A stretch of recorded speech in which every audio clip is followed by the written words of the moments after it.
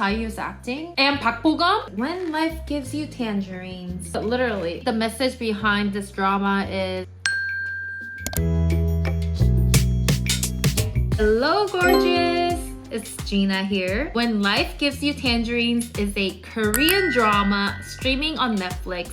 There are 16 episodes. If you have no idea what I'm talking about, it's been super duper popular where everyone just won't stop talking about it. So I decided to give it a try and I truly recommend to every single one of you. This drama is so heartwarming. If you've been hearing about this drama and you're just wondering what the hype is about, this video actually might be perfect for you. When Life Gives You Tangerines features a lot of delicious food. There's a lot of food scenes in this drama, so I wanted to try out, make it my own. All the recipes, cooking, everything is by me, and enjoy it with you guys while we talk about this drama. Before we get to cooking, make sure to subscribe and let's go. 가자!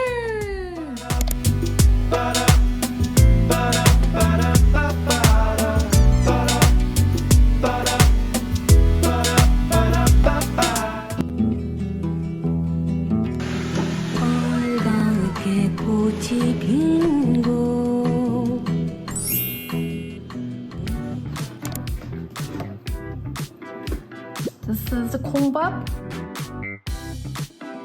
오징어국, abalone, 전복, 메추리 장조림, seaweed, kimchi. Wow. You guys, look at this spread. When Life Gives You Tangerine. In Korean, it's 폭삭 속았수다. It's actually Jeju dialect saying good job, great job, or farewell, like well done. When I think about it, there's an English phrase, when life gives you lemons. It's like when there are hard times, when the life gives you hard times, you make lemonade or something like that. You know, there's a phrase that says that because instead of saying lemons, I think they changed it to tangerines because Jeju, where the location of this drama, their signature produce is 한라봉, which is like sumo oranges and tangerines. So I think they named it with tangerines instead of lemons, which I thought was really cute. IU, the main lead, plays two characters. One is 응 and the other character is 𝑽𝑰𝑵𝑻. I've noticed her mole. If you didn't know, IU has a mole on her cheeks or like around her eye area. When it's 응, she does have the mole, and when it's 𝑽𝑰𝑵, she doesn't have the mole. So they probably cover it with makeup.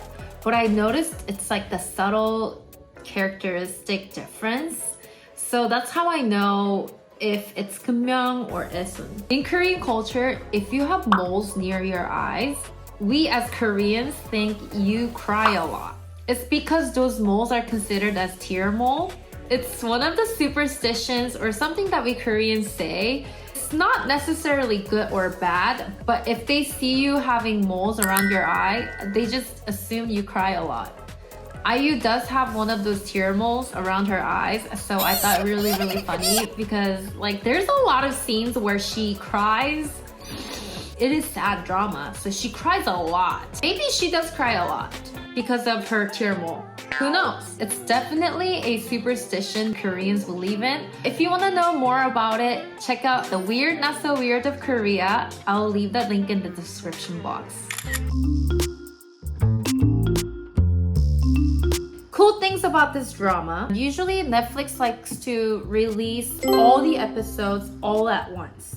So there's no waiting. Because we no longer want to wait week after week, cliffhanger after cliffhanger. But this drama specifically released 4 episodes at a time, which is supposed to show you each season. Each 4 episodes have different seasons, starting with spring, summer, fall, winter. Season of one's life, 응's life, or 𝑽𝑰𝑵𝑐's life. Those are like joint together as to show fall seems to be really cold and winter is a very hurtful season. After cold season, there is spring. I thought that was like really special touch. The drama takes you around 1960s, which is post-Korean War. So even now in Korea, every able men have to go to the army. And back then, it was really strict because obviously it was post-war. But if you're the only son several generations, you are treated differently. Basically, the only person to pass down the last name. It's very traditional, but you know, back then we had this law. So 양관식 did not have to go to the army. But this law abolished in 1994. So there's like a lot of back and forth of, you know, like modern days and back then, which is like very entertaining to watch. So the actors had to put on like extra makeup, like with a dark foundation, and draw some freckles because they looked way too young. And in this drama, the dad is fisherman, so he had to be like under the sunlight, but obviously these actors don't look like that, so they did a lot of like makeup. Speaking of makeup, the makeup team actually had a very difficult time with Park Bo-gum because he's so handsome. Like he's too handsome that they couldn't really portray the fisherman's skin, or he had to have like a rough hands and skin and hair. But I heard it's pretty hard because like how are you gonna make a gorgeous human being into like someone like not ugly necessarily, but like a potato. They put dark foundation from head to toe, literally like to the ankles. Park Bo-gum actually had to put on 4 to 5 kilograms to play this role. So IU played a teenage to 20s and 30s. When she's a little bit older, she doesn't look much older because she's obviously like still pretty young and she looks like a baby.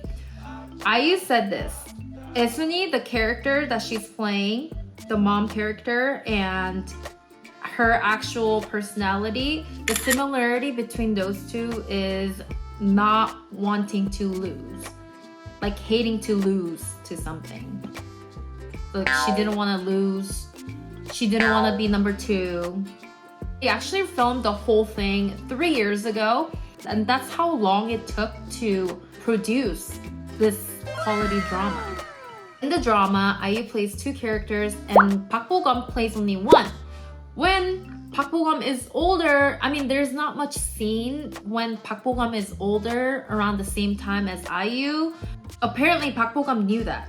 He knew his airtime won't be as much, and he was fine with that. I keep mentioning IU. While this was filming in production, IU was touring the world, going on live tour, America tour. She was here, and I actually saw her too. And I didn't know she was making this masterpiece. Yeah, like that's impressive. Like how is she doing this? There's a scene where IU is drinking with her dad, and in that scene she actually took a couple shots of soju. She said it publicly because she thought it would be more realistic, and you can see like her getting red, her face and everything. Like you can see it's real, and it is real. I don't know how many actors and actresses would show their redness in front of the camera. But overall, I really liked IU's acting. And Park Bo-gum, he's just so handsome. I didn't know how handsome he was until like this drama. So when 𝑬𝑰𝑵𝑗𝑜 is older, 𝑘un-so-ri, which is a very well-known actress in Korea, she plays it so well of 𝑬𝑰𝑛. 관-식이, which is Park Bo-gum, when he's older, there's this actor that plays supposedly older version of Park Bo-gum, and y'all, I really thought it was miscasted. Like I really thought, how does it go from Park Bo-gum to this actor? And I was like, maybe fishing like the whole life was really difficult, but turns out it's all makeup, and towards the end it really makes sense. And then he kind of like grew on me. I don't know if you guys feel the same way. So maybe the casting was correct. Casting director was correct. So overall, I was like, oh, everybody portrayed their character so well. Let's talk about the villain. Okay, So there's a villain character where Keum-young's boyfriend's mom is the villain, right? And she recently passed away as of February 27th, 2025. Because this whole drama was filmed a couple of years ago, she had cancer, and this was her last drama that she was featured in. And in the ending credit and in between episodes, you can see how they mentioned this actress to remembrance of this actress. Rest in peace. Why do I like this drama so much? It's not one of those like dramatic episodes or dramatic characters. It's very like normal people stories, and it kind of covers of a woman's life. It takes it way back to 60s, 1970s, and it almost is like a story of my mom, and I can relate so much how much she had to give up for her family. Although she didn't grow up in the same area as from the drama, like I can still see it. There were different standards for women. There were different type of baggage, like social baggage that women just carried around back then. So I feel like it kind of like talked about feminism. The location is Jeju Island, which is beautiful place, like almost like highlighting Korea's paradise. It's really highlighting small island life, also talking about like tangerines, like 감귤, well known for Jeju, and 𝑽𝑰𝑵𝑗, which is sea divers, and they're usually women. They have to hold breath, and apparently women are more equipped because we're like slimmer. Jeju still do have these divers that just go under the water, no tanks, just their body, and they're literally holding their breath to harvest abalone or mussels, like who knows, like everything. And I actually watched this director's drama before. It's called 꽃이 필 때면, which I also liked. People generally like this type of drama where it's not too dramatic, normal people living lives, and there's like stories, and of course everybody has their own stories. And I really like the meaning of this drama where, you know, when life gives you tangerines, you just go get through. Literally, there is tangerines in front of me and I'm just gonna be eating. I think the message behind this drama is no matter what kind of hardship you're going through, just remember life will get better, and you are loved by your mom and your dad.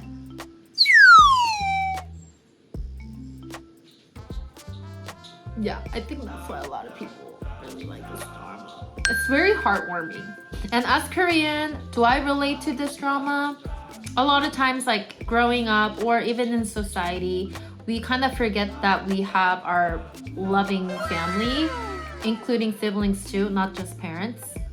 Thinking about family dynamics, everybody goes through the childhood. Whether you have a mom or not, you go through this childhood with mom, and you get to experience all kinds of emotional roller coaster. Even if you had a rough life in the beginning, later on you can have a good life, whichever you would describe it.